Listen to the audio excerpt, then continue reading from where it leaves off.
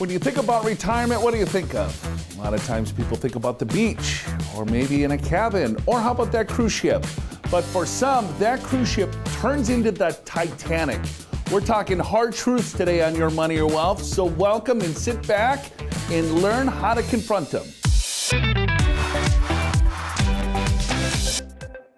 I'm Joe Anderson, president of Pure Financial Advisors. Sit with Big Al Clopine. He's sitting right over there. Good morning, Joe. I'm getting ready for retirement. All right. Gonna wear the vest. Get rid of that suit. We're going to confront some hard truths. I think so. There's hard truths and then there's solutions. Yes. As long as we know the solutions, we can help you out. Look at this stat, folks. Almost half of people, as they get into retirement, it's like, wow, this is harder than I thought. I thought retirement was going to be rainbows. But for some, it's not. There's hard truths that we got to confront. That's today's Financial Focus. Life is less enjoyable. Oh, we're just talking all great things here this morning. But here's the hard truth. Financially, I'm not working anymore. I'm on a fixed income. When my father or my uncle retired, he's like, Joe, I'm on a fixed income. So they're always thinking about their finances. How about health? As we age, of course, we're going to have health issues at some point. Less energy. Wow, I'm just sitting around watching TV. We got to get out and then also connecting. We need to make sure that we're still connected, Al. Let's kind of get through these and help people confront them. Okay, retirement hard truths. All right, here's what we're going to talk about. Finances, got to get them under control. You got to be healthy, right? And we got to have social circles. So Joe, let's get into the hard truths. All right, we're talking hard truth. Market volatility, S&P 500 has dropped 10% or more in almost half the year since 1980. Big Al, how do we confront that? Well, and it's kind of surprising, but the market does that. It's not unusual. So what do? We diversify, globally diversified low-cost ETFs investments. We also have an emergency fund, and then we rebalance as appropriate. You think inflation stuff when you're working, when you get that paycheck every year.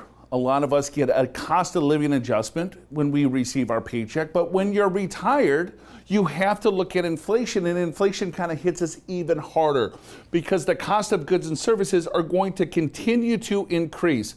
So $100,000 in 25 years at 2% is going to be $164,000. It's almost doubled here. 3%, 209, 4%, 267. So that compounding of inflation now, it just erodes the purchasing power of the dollar. And when you're on a fixed income, you got to combat it. Well, you do, and I think that's one of the things that people forget most when they talk about retirement planning. So you got to budget for inflation. You got to figure out an inflation rate, because if you're spending $100,000 today, it's going to be something different in tomorrow. And then you've got to inflate your savings to cover that increased cost as well. Things always happen in life. There's always things that are unpredictable. Home repairs, that air conditioning goes out. We're in summertime. It's 100 degrees out here. Boom, air goes out. Well, I guess you could still live, but it's much more comfortable with a little air conditioning. Loss of spouse, debt on interest, right? Adult children, they're coming back into the house. Oh my goodness, right? So there's always things that could come and disrupt your overall retirement strategy. Well, it's true, and boy, that adult children. I mean, the baby boomers, maybe we were a little soft on our kids, and some of us are still paying phone bills and the like, so you got to make sure you cover that too. Talking from experience there, bud? A little experience. Got it. All right, here's a hard truth. Social Security, average Social Security is about $2,000 a month. Might not cover all your expenses, bud. It may not be enough, and so what do? Social Security? Well, we know we can take it from anywhere between age 62 and age 70. If you need the cash at age 62 and you're not working, take it. It's easy. But if you don't necessarily need the cash right away, look at a break-even analysis maybe, which is usually around age 80. How's your health? But consider your spouse too, because of spousal benefits and survivor benefits. All right, taxes. Here's another hard truth. A lot of times people will think they'll be in a lower tax bracket once they hit retirement, but that may be true for some, but not all. Let me explain what I'm talking about here. As you look at these different pools of money, you got tax-free and you got taxable and you got tax-deferred. What does all this stuff mean? Tax-deferred accounts, that's your IRA and 401k, 403b, TSP, SEP, Simple, KEO, whatever. Pre-tax, you get a nice tax deduction going in, gross tax-deferred, but what? When you pull those dollars out to spend, you're taxed on it. So understand what taxes are going to be on your distribution. So for years, people thought, I'll be in a lower tax bracket in retirement. That's true for most, but not for you potentially if all of your money is sitting in a tax deferred account and you want to replicate your paycheck. Because this is taxed just like my paycheck is. It's ordinary income. So if I'm pulling $100,000 out, I am taxed at ordinary income rates at that $100,000. If I pull $100,000, let's say from my Roth IRA, it's 0% tax. If I have a taxable account or brokerage, it's favored from a capital gains rate. So understanding the tax on your investments is key. So what do we do? There's a lot to do there in terms of figuring out what your taxes are going to be, but then also consider you may not have withholding anymore, so you may have to make estimated payments, right? And then age 73 or age 75 for some of you, that's when your required minimum distributions kick in. You got to make those payments, otherwise there's big penalties. But consider this. You retire, maybe your income is a little bit lower for a while before Social Security. Why not do some Roth conversions? Take money out of your retirement account, convert it to a Roth, pay the tax on it, but all future income growth principal is tax-free. Are you ready for retirement? Go to yourmoneyyourwealth.com. Click on that free guide this week. It's our retirement readiness guide. There's a lot of things that you need to be prepared when you approach retirement. There's hard truths. Retirement sometimes is not as rosy as we want to paint those pictures. Right? So you want to make sure that you're happy. Get ready for retirement. It's not always about the dollars and cents. It's about your mental and social well-being. That's what we're going to talk about when we get back, so don't go anywhere. Hey, we're talking about the cold, hard truths of retirement. Go to yourmoneyyourwealth.com, click on that retirement readiness guide. It's absolutely free. You can download it right there on your computer. No cost, no obligation. Just get the retirement readiness guide. It will help you get ready for retirement. Go to yourmoneyyourwealth.com, click on that special offer this week. Now, let's see how you did on that true, false question. The cheapest state to retire in is Texas. True or false? A lot of us think it is Texas because there's no state taxes, but that doesn't turn out to be true. When you consider other kinds of taxes like property taxes and sales taxes, cost of living, right? Insurance, cost of food, it's not the most inexpensive state. In fact, Joe, it's actually West Virginia. West Virginia, Mountain Mama. Yeah, $650. $650. Still a lot. 1.5 in California. That's the state we live in. I guess I'm moving to West Virginia. $650. What's the average balance of someone's retirement account? It's significantly less than that. A lot less than that. So where are we going? That's why we're doing this show. Got it. That's a hard truth right there, folks. All right, let's get back into it. Homeownership. Hard truth. Even if mortgage is paid off, right? Everyone likes to have that debt paid off when they approach retirement. There's still costs, property tax, home maintenance, insurance. How do we confront that? Well, you got to budget for this, right? You pay off their mortgage, you think you're done. No, you're not done. You got all kinds of other costs. So make sure you budgeted for that, you're saving for that. And then, take a look at your home. Maybe you don't need as much space as you have. Maybe you consider downsizing, right? Maybe you relocate. Maybe you take some of that excess money and use that for what you want to do in retirement, like travel. Longevity. Hard truth. It's a good hard truth, though, for some. Right? If you make it to 65, right, life expectancy is 85. You got 20 more years to live. If you make it to 75, you're going to get to 87. You make it to 85, you're going to 92. So longevity, the good and the bad. The good is we're living longer. The bad is we're living longer. Yeah, so we got to plan longer, right? And of course, this is the average, right? Some people don't make it that far. Other people live longer. So you actually have to plan for a little bit longer than these ages. Health issues. Guess what? 92% of us, only 8% is not going to have some sort of issue. We're going to have to face something. It could be minor, it could be major, but just understand this is a hard truth. We got to be prepared. Yeah, so what do we do? Well, I think we already know, right? We got to exercise more. We all know that. Let's just get up and do it, though.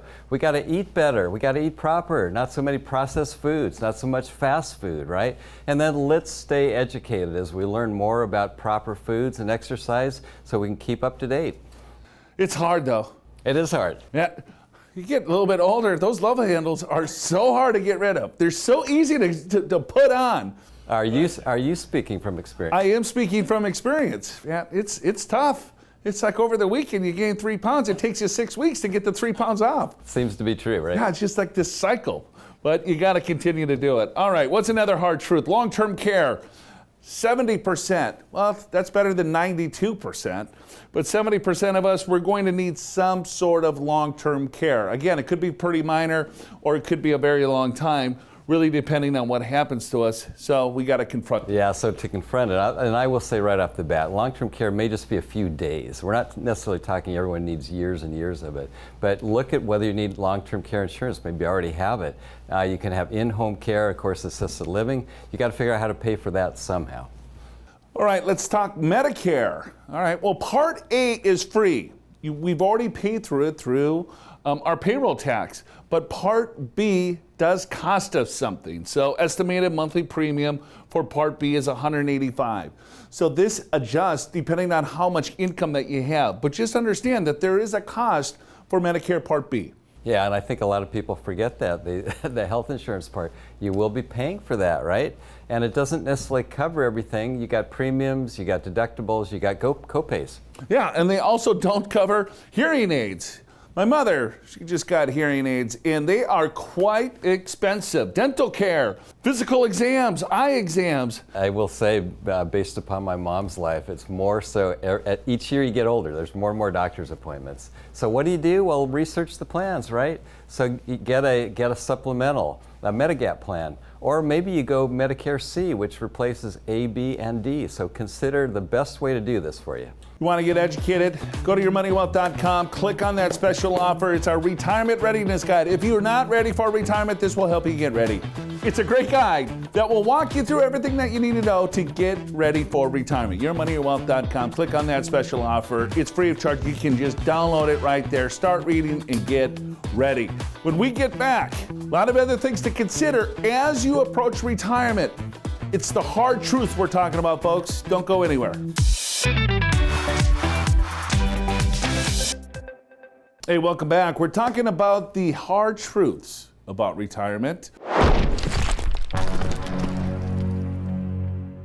Retirement's great, it's a good goal, but you have to understand that everything is not rainbow and roses. There are some hard truths that you got to confront. Before we confront any more, let's see how you did on the true-false question. Seniors age 65 and over spend over 4 hours a day on average watching TV. True or false? Well, Joe, I'm afraid that is true. Well, 4 hours, that's not that bad, is it? That seems like a lot to me. But there's positives. You can binge watch this show for 4 hours. And then you're done. You got your quota. You got your quota for the day. All right, boredom, 1 year. That's the average time when someone retires and they're like, oh my gosh, what did I do? I am bored. How do you confront that? Well, get out there, do something. Get a part-time job, watch the kids, volunteer. Hobbies, all those things you wanted to do that you didn't have time for, travel. There's all kinds of stuff out there, but make sure you get out and do it. Part-time job, check. Who wants to do that? I retired. I know, but you need volunteer. You need something to get you going. I don't know. I like hobbies. You like Get out that there, one? maybe travel a little bit. You don't like travel. So No. Your only one would be hobbies. I don't want to get in planes. I'll volunteer. Maybe a part-time job. I'll work at a golf course or something. Okay. All right. All right. Another one. Loss of identity without work. This is a big one. It doesn't matter what career that you have, no matter what job that you have. It seems like when you retire, you lose that sense of purpose. You lose the responsibility that you have to do, even though you probably hated it while you're doing it 9 to 5, Monday through Friday. But Monday comes around after a year, you take a year, then you're bored, and then you're like, oh, I lost kind of my identity. You go to a cocktail party. What do? Nothing.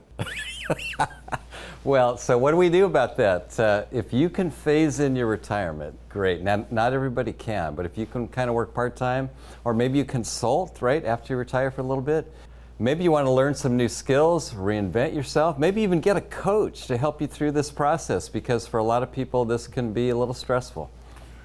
Find a retirement coach. Yeah. Are you a retirement coach? I'm one. I'll help you. Where do you find a retirement coach?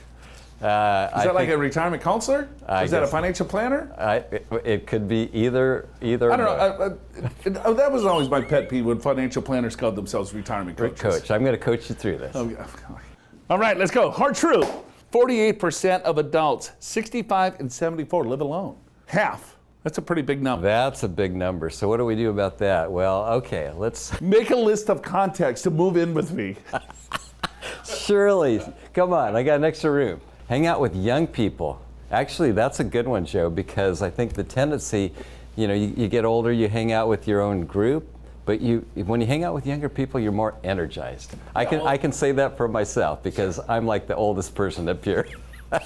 Sometimes, if you're hanging out with older people as you age, then you're going to run out of friends at some point because they're going to move on. All right, find that purpose here. All right, set goals, create a structure, right? Routine. I think sometimes when people are in their careers, they have a very strict routine. Me personally, I have a very strict routine that I do during the week. I get up early, you work out, you do this, right? You have that routine. But once you retire and you lose that routine, you got to create that structure, I think, and set your goals to find that purpose. You got to continue learning. I don't care what you learn, but use that brain, right? And then consult or mentor others or find a mentor, find that advisor, that retirement coach to mentor you. This is probably the most important thing we even talked about all day is it's not just about money. It's about what's the rest of your life? What's the next chapter? What do you want to make it be? Because it can be glorious, but make sure you have a purpose to keep you going every day. All right, let's switch gears. Let's go to our viewer questions. All right, this is from Katie in Seattle. What's a reasonable balance of stocks to bonds in retirement to keep up with inflation?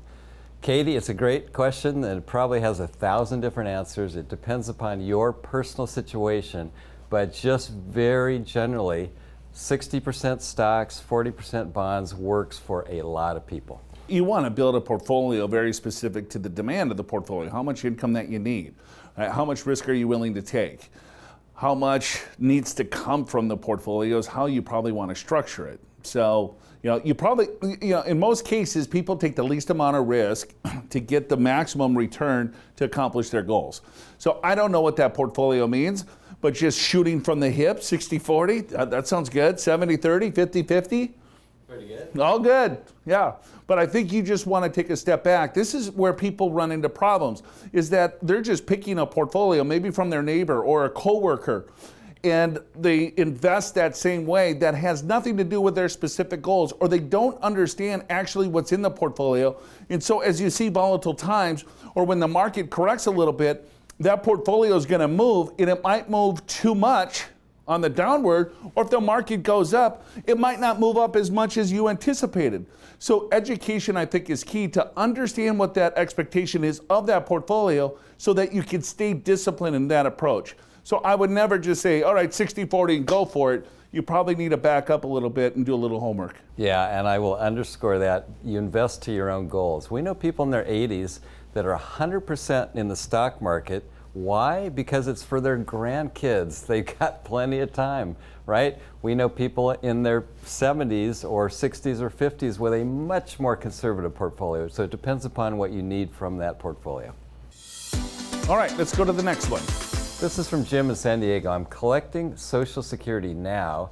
If I work part-time, will that reduce my benefit? Well, Jim, it may. Now, once you reach full retirement age, which is phasing into age 67, yeah, no, you can work and still get your full benefit, but when you're younger than that, Joe, you may not get all your benefit. So if you do go back to work, once you claim your benefit, they might reduce it. You could also pause it. So if you don't necessarily need those dollars anymore, but sometimes people like to double dip. It's like, hey, I want to retire early. I'm going to claim my Social Security benefit. And then, oh, guess what? I'm going to work a part-time job, and that part-time job makes $50,000, $70,000, $80,000. I'm just throwing numbers out there.